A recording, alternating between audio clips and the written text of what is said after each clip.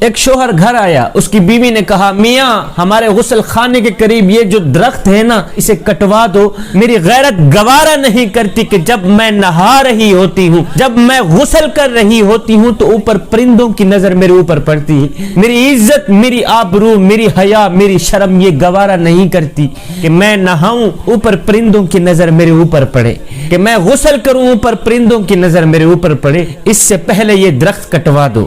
یہ سن کر شوہر بیوی کی اس بات سے بڑا ہی متاثر ہوا، دونوں ہاتھ اٹھائے، عرض کی شکر ہے میرے مالک، تو نے ایک نیک بیوی میرے نصیب میں لکھی ہے۔ خیر شوہر نے وہ غسل خانے کے قریب والا درخت کٹوا دیا۔ وقت گزرتا گیا، زندگی کے دن گزرتے گئے۔ ایک دن شوہر خلاف معمول اچانک اپنے گھر آیا تو دیکھ کر کانپ اٹھا کہ بیوی کسی غیر محرم مرد کے ساتھ کھڑی ہنسی مذاق کر رہی۔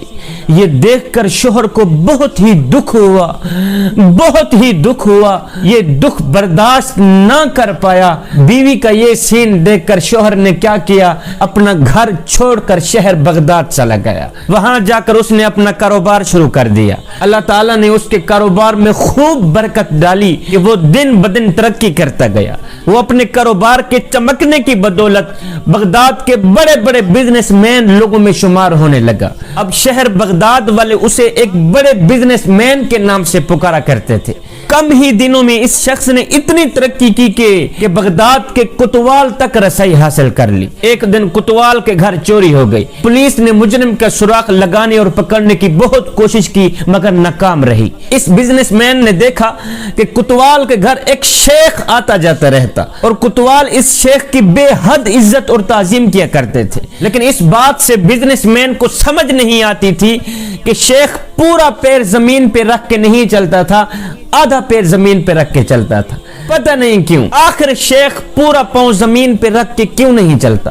جب اس بزنس مین نے کسی سے اس شیخ کی وجہ پوچھی کہ شیخ پورا پاؤں زمین پہ رکھ کے کیوں نہیں چلتا، وجہ کیا ہے، تو اسے بتایا گیا کہ شیخ پورا پاؤں زمین پہ اس لیے نہیں رکھتے کہ کہیں کیڑے مکوڑے نہ کچلے جائیں۔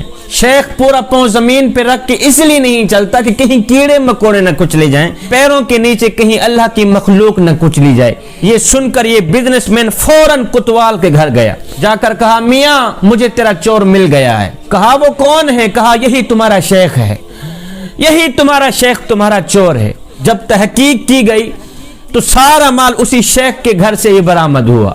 شیخ صاحب چور ہی نکلے۔ کوتوال نے اس بزنس مین سے بڑی ہی حیرانی سے پوچھا کہ میاں ہم نے تو کبھی سوچا ہی نہیں تھا کہ یہ شیخ بھی ایسی حرکت کرے گا، تمہیں کیسے معلوم ہوا، تمہیں کیسے پتا چلا کہ یہ شخص چور ہے؟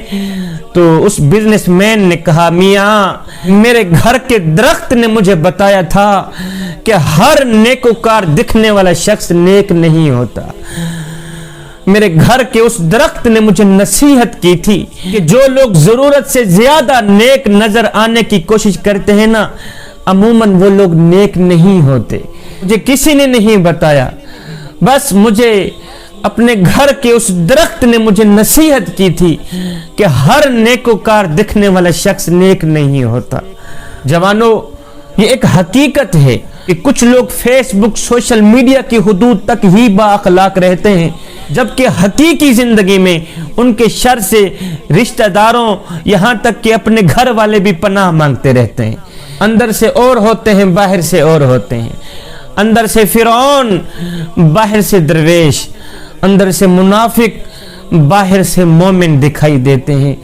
جوانوں، نام لیتے ہیں وہ حسین کا، نقل کرتے ہیں یزید کی۔ وہ لوگ مرنا مدینے میں چاہتے ہیں لیکن انجوائے کافروں کو ملک میں کر رہے ہوتے ہیں۔ نہ میاں نہ، اندر سے بھی ایک بن جا، باہر سے بھی ایک بن جا، اپنا ایک ہی حلیہ رکھ، اپنا ایک ہی انداز رکھ۔ میرا اللہ فرماتا ہے یا ایھا الذین آمنوا ادخلوا فی السلم کافہ، اے ایمان والو پورے کے پورے اسلام میں داخل ہو جاؤ، پورے کے پورے مکمل طور پر اسلام میں داخل ہو جاؤ، یعنی آدھے تتر اور آدھے بٹیر بن کر نہ رہو۔ اگر کردار یہی ہوا تو پھر مثال وہی ہوگی کہ دھوبی کا کتا، نہ گھر کا نہ گھاٹ کا۔